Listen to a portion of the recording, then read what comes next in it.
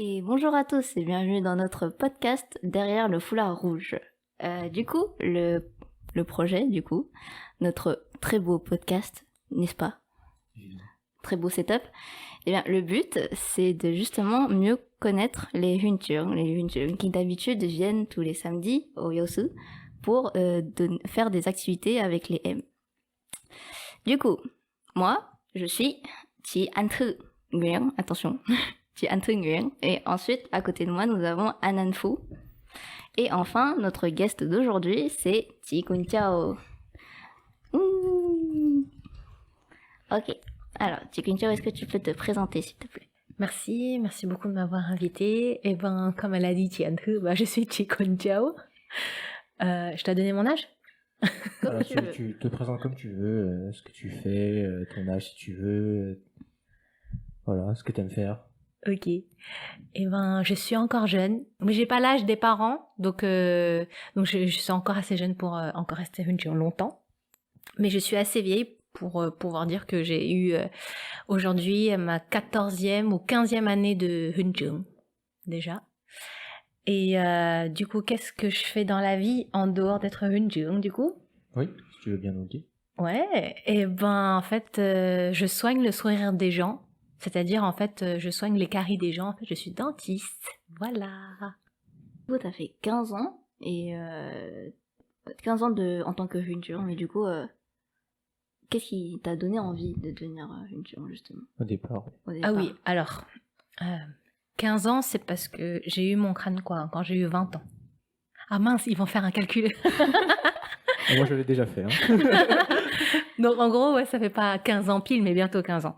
Et du coup, je pense comme vous, ou comme beaucoup de Hunchung, quand on a été enfant, Auni, Teuni, SI, et quand on a eu de bonnes relations avec des gens, même avec des Hunchung, on aime le Yaosu, son ambiance, tout ça, on a envie de continuer en fait, on n'a pas envie que ça s'arrête. Et surtout qu'avec toute notre génération de potes, on se dit, allez, on va pas s'arrêter là, on va continuer. Avant 1 ou 2 ans. Ouais, voilà, donc on est au lycée, à ce moment-là, je crois que c'est quand t'es en première, tu finis ta dernière année de lycée, enfin en tout cas c'était mon année. Oui, ça a été le cas pour nous aussi. Voilà, et quand t'arrives en terminale, et ben tu peux te dire, je peux encore continuer Théonie, mais du coup, tu passes chez ce qu'on appelle les Yebe. Du coup, je me suis dit, ouais, moi je veux bien, enfin. Donc moi c'était, voilà, je suivais juste le parcours et que au moment où on me l'a demandé, je disais oui parce que je voulais continuer, en fait, je voulais continuer de venir à Théonie, de venir à Yaosu. Et est-ce que l'idée de vouloir devenir Hunchung était venue à moi? Je dirais oui, parce que on me l'a posé la question, je l'ai considéré. Mais est-ce que j'allais savoir tout ce que j'allais faire après en tant que Hunchung? Ça, je savais pas. Voilà, parce qu'on se confronte bien sûr à la réalité, des M. Enfin, préparer les cours, avoir des idées, organiser sa vie en fonction aussi avec Théonie, avec nos engagements, tout ça. Donc mais jusqu'à aujourd'hui, du coup, je regrette pas d'avoir fait ce choix-là et de toujours le continuer. Du coup, t'as dit que t'as fait plusieurs années en Anfang, en Chung et même Bandiran. Du coup, est-ce que, avec ces rôles plus ou moins importants, du coup, assez importants quand même, t'as pu faire quelque chose qui a changé dans Théonie, ou est-ce que... Quelque chose qui a changé vraiment drastiquement quelque chose. Ça, ouais. Alors moi, je me souviendrai toujours, j'ai été Ngan Phong, Ngan O, et j'ai été Uvin Banzangé pour la première fois. À cette époque, la scène n'était pas dans ce sens qu'on connaît. Elle était pas dans le sens de la longueur, là, mais dans le sens de la largeur. Ah oui. Et du coup, on avait une salle qui était plutôt en profondeur comme ça, et la scène semblait petite. Et surtout, les coulisses, il n'y en avait quasiment pas. Tout le monde était dans le fond, derrière et tout. Et en fait, il y a eu une année, c'était pour fêter les 60 ans du Yaosu. Et ben, c'était Anne Croix qui avait l'idée de mettre la scène dans un autre sens, parce qu'il y avait plus de monde. C'était vraiment pour le Yaosu, donc il y avait beaucoup de monde. Et je trouvais que cette orientation était pas mal. Et du coup, je l'ai voulu demander pour Théonie. Et au début, comme tout le temps, dès qu'il y a quelque chose de nouveau, c'est « Ah non, mais ça va pas marcher !» Enfin, ça part toujours comme ça. Mais finalement, quand on le fait, Ben, depuis, on l'a adopté et du coup, bah, je sais que ce truc-là, quand je l'ai imposé et que on m'a dit, mais non, ça fait trop, c'est trop d'espace, on n'est pas si grand que ça. Et ben, finalement, voilà. Plus on donne de la place et plus les gens remplissent la place. Donc, en vrai, je pense que c'est une de mes réussites que je garde en mémoire beaucoup. D'accord, ok. Franchement, c'est bien la scène comme ça. Ouais, super bien la scène. Bah, au moins, il y a des coulisses. En On effet. peut aller des deux côtés. Ouais, non c'est beaucoup plus pratique. Moi, personnellement, j'ai pas connu la scène sur la largeur, du coup. Ouais. Je suis arrivée en première année de Théo. Du coup, je t'ai pas connue en tant que Ngan fort, je crois. Ouais. Du coup, ouais. Il y a que Alan Fu qui connaît toi en tant que Ngan Oni. Donc, du coup, tu te souviens un tout petit peu comment était la scène, du coup. Alors, je sais que je suis monté plusieurs fois dessus, Ouais. mais c'est pas de très bons souvenirs, donc je les ai vraiment Ouais, quand on est pas tout petit. effacés. Ah. Enfin, j'ai vraiment effacés de ma mémoire. Parce que pour moi, à chaque fois qu'on montait sur scène, c'était juste de la pression et du stress. Voilà. Je savais pas ce que je faisais sur scène. Donc, Ouais. Ah, c'est vrai que Voilà. quand t'es petit, c'est dur. Ouais. Mais on mettra des photos au montage. Et il y en a plein. Et il y en a plein. J'en ai Et il y plein. en a plein de photos. Il y en a plein des photos de l'ancienne Aïe, ah. scène. Et ben, on a hâte de voir ça. Sinon, j'ai pas vraiment eu de gros changements. En vrai, je pense que j'ai toujours suivi la mécanique de ce qu'on m'avait enseigné avant. Après, je sais que j'avais travaillé sur le projet Hipsei, beaucoup avec Anyan, du coup, qui est devenu le Nanjil, 3 ans avant, en fait. Et du coup, bah, c'était pour moi naturel que Anyan et moi, on soit dans le Ngan Hipsei pour cette année. Je vois. Voilà. Mais bon, il y a eu le Covid, donc on n'a pas pu faire tout ce qu'on voulait. Vous avez quand même fait pas mal. Hein. Ouais. C'est franchement le Ngan Hipsei. Cette année, c'était une belle année, non? Oui, en vrai, voilà, pour que les enfants puissent le savoir et le Hunjul, c'est que le Ngan Hipsei était le lien entre Ngesei et Hunjul. Parce qu'en vrai, avant, quand t'étais Ngesei, Kapba, dernière année, on te laissait genre juste 2 mois pour réfléchir si tu voulais devenir Yubichul. En vrai, on n'a pas eu beaucoup de temps. On n'avait pas de bagages. On nous a pas juste posé la question dans les 2 derniers mois, on nous a posé qu'est-ce que vous voulez faire l'année prochaine? Une chose, ça vous intéresse pas? Voilà. C'est tellement ça. Et du coup, bon, c'est vrai qu'après on a la formation pour devenir une et tout, mais je pense que c'était important et en plus on s'alignait avec le Vietnam et les États-Unis également. Plus les États-Unis, parce que ils font ce lien beaucoup plus fort spirituellement pour que les enfants soient forts en fait spirituellement, parce qu'ils viennent de faire leur confirmation à peine en YSI que tu deviens Hunjil, tu vois. Et du coup leur donner en fait 3 ans, ça leur fait mûrir sur le plan spirituel et puis après organisationnel, parce que par exemple, cette année, les Hipsei, on leur a proposé de gérer de A à Z une adoration. On les a accompagnés, on a parlé avec eux, mais c'était leur première expérience qui faisait vraiment de la déco à la musique, aux prières, au chant, au partage. Aussi. C'est un exercice pas facile, mais il y en a qui du coup ont aimé, et du coup il y a eu le groupe Laodé qui est sorti. Évidemment.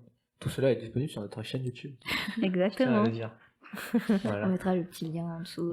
En description et dans la barre d'infos. Évidemment. Ouais, et franchement, ouais, ils peuvent être fiers d'eux. Voilà. Ah oui, Ils je pense peuvent qu'ils être fiers peuvent d'eux. faire très très fiers d'eux, les Hipsei, et on espère que ça donne envie, du coup, non seulement une fois qu'ils ont tous les bagages spirituels, d'organisation, tout ça, en fait, qu'on les fasse grandir comme un adulte, dans la foi comme dans la vie, quoi, dans la responsabilité, et qu'ils puissent faire leur choix dans le monde après.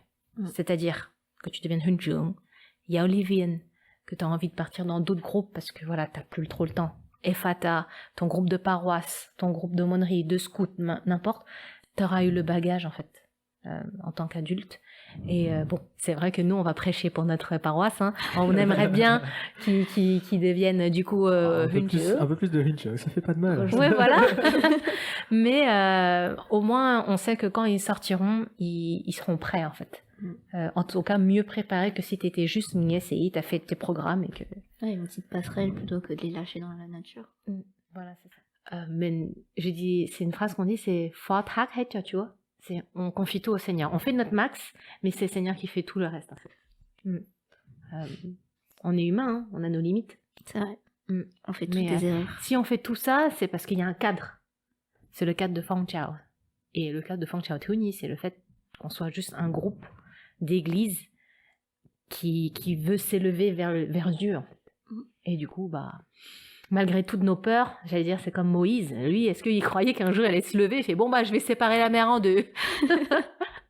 Je vais parler devant Pharaon, quoi, comme ça. Mais ouais, on a toujours eu peur, mais dans toutes les épreuves, et vous verrez dans la Bible, tous ceux qui ont eu peur de devenir prophète, de parler ou de leader un groupe ou une guerre, ils ont toujours eu peur. Mais ils se sont toujours tournés vers Dieu, même jusqu'à Jésus, au mont des Oliviers, là. Au jardin des Oliviers, pardon. Il avait peur de mourir, parce qu'il savait que c'était ce qu'il devait faire. C'est sa responsabilité, c'était sa mission. Ils ont tous eu peur. Mais parce qu'il s'est confié au Seigneur, il dit, écoute, si c'est ça que tu veux que je fasse, eh ben je le ferai alors. J'accepte. Et je mets le crâne en rouge. Chaque samedi. Tu nous as... Enfin, en tout cas, tu m'as eu en tant que M quand j'étais en Oni. Et, qu'est-ce que ça te fait maintenant comment tu vois notre relation maintenant que je suis devenu un Hun, tu vois? Oh là là. Cette année, on va travailler ensemble. Oui, exactement. Donc, on va voir. Mais moi, comme tous les grands qui sont passés avant, quand tu vois un M grandir et qu'il est allé jusqu'à Hunchung, c'est que tu as fait partie de son parcours et que tu l'as aidé, même si c'est juste pour une année. Ouais. Tu vois. Je pense qu'on marque plus ou moins les enfants de par notre personnalité, notre caractère, et parce qu'il a rencontré telle personne, et il est arrivé quand même jusqu'à Hunchung. Alors qu'il y a d'autres qui n'arrivent pas jusqu'à Hunchung, justement.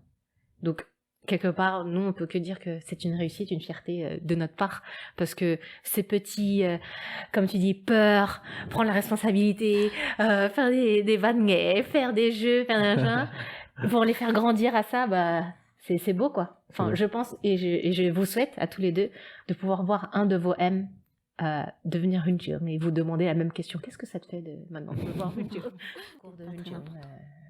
Il est semé, comme tu dis, de peur, de peur de l'échec, peur de faire mal, peur de pas y arriver, en fait, pas d'assurer. Et ça, c'est, je pense, peut-être quelque chose que la société même, dans la société, on nous demande d'être. C'est-à-dire, tu dois réussir tes études. Déjà, rien qu'à la maison, tu dois réussir tes études, tu dois être comme ci, tu dois être comme ça. Les études, c'est un terrain très glissant. Mais du coup, si tu n'arrives pas, tu vas être comme ça. Enfin, voilà. C'est beaucoup de jugements. Et du coup, dans ton parcours, si tu as été jugé, critiqué et tout, du coup, c'est comme un mécanisme que tu vas avoir tout de suite. Alors que, j'allais dire, c'est un peu différent quand tu es à Tuni, c'est que on te demande d'être présent pour les M, au moins avoir un suivi des M, parce que c'est un peu difficile de juste être là un moment et puis plus être là. C'est ça. Je pense que tu connais quand ton Nanjeong n'a pas été là. Il était occupé. Il avait beaucoup de choses à faire. Il avait beaucoup de choses à faire. C'était très très rigolo comme expérience. En tout cas, pour revenir au rôle de Hunchung, malgré cette peur, je pense que si tu t'enlevais cette barrière, tu pourrais peut-être même faire plus de choses. Parce qu'en fait, en te restreignant, mais j'ai peur de ci, j'ai peur de ça, et du coup, peut-être que tout ton potentiel, tu le vois pas encore à cause de cette barrière, en fait. C'est quand on grandit aussi, on la développe un peu, cette barrière, avec ce qu'on nous dit autour. Si tu réussis pas, blablabla, si tu fais mal les choses, après tu seras blablabla, etc., etc. Et du coup, t'as cette peur, du coup, qu'on te voit mal, et que après tu perds un petit peu comment on dit, la bonne vision des autres. Je sais plus trop comment on dit ça, mais ouais, t'as peur que les autres ils te voient mal maintenant, après que tu rates les choses. Parce que déjà il y a une part de confiance en soi, de confiance par rapport à ses capacités, et il y a une confiance en les autres qui seront là pour nous aider. Et je pense que au début, en tout cas, je manquais beaucoup de ça. Et aujourd'hui, je pense que ça va un peu mieux, même si j'ai toujours peur de prendre le rôle de Nganjo. Mais ouais, c'est encore à travailler là-dessus. Oui, de toute façon, il y a une formation, on ne devient pas un Jung comme ça. Hein. Il y a un accompagnement, tout ça. C'est vrai. Après, je pense que c'est peut-être parce que maintenant je peux parler en tant que travailleur professionnel maintenant. Parce que quand tu es étudiant, tu te poses encore toutes ces questions de est-ce que je vais y arriver, est-ce que je vais aller au bout de mes études, et du coup comment on va me voir, enfin tu vois les trucs comme ça. Il y a Mes même parents, des, qu'est-ce qu'ils me disent. Il y a même des qu'est-ce que je fais de ma vie Oui, là voilà. maintenant, pour qu'est-ce que je fais avec la formation que je fais maintenant, des trucs comme Oui. ça aussi. Donc à ton état d'esprit de maintenant, en tant qu'étudiante maintenant, c'est pour ça que tu poses des questions aussi pareil en tant que Hunjung. Mais une fois, enfin maintenant moi je suis dans un autre stade et que je me dis que bah, je suis du monde professionnel, je sais exactement ce que je fais, ce que je suis et où je veux. Et du coup bah, j'ai cette assurance au travail qui me permet de l'être aussi en tant que Hunjung aussi en fait. Donc je pense que c'est des états. Enfin c'est comme vous voyez, Oni, Tioni, c'est Hunjung, étudiant, Hunjung, travailleur, Hunjung, parent.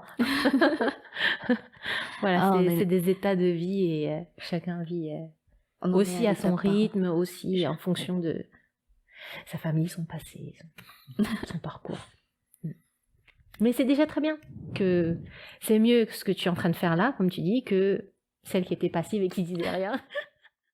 Merci à toi, Chikunsha, d'être venu. Merci de nous avoir partagé tout ce que tu avais à partager, tes expériences, tes conseils, tes questions. Voilà. Est-ce que tu veux dire un petit mot à nos auditeurs? À nos auditeurs. Oui. Eh ben, je peux vous dire, ayez confiance en vous, parce que Dieu a confiance en vous. Voilà. Voilà. Donc n'hésitez pas, si vous avez des questions à poser à Chikunsha, n'hésitez pas à laisser des commentaires. Voilà. N'hésitez pas à laisser un pouce bleu et à follow la chaîne. À vous abonner. Ici, Voilà, on va vous laisser là. Et à la prochaine. Et à la prochaine. Bye bye. Bon été.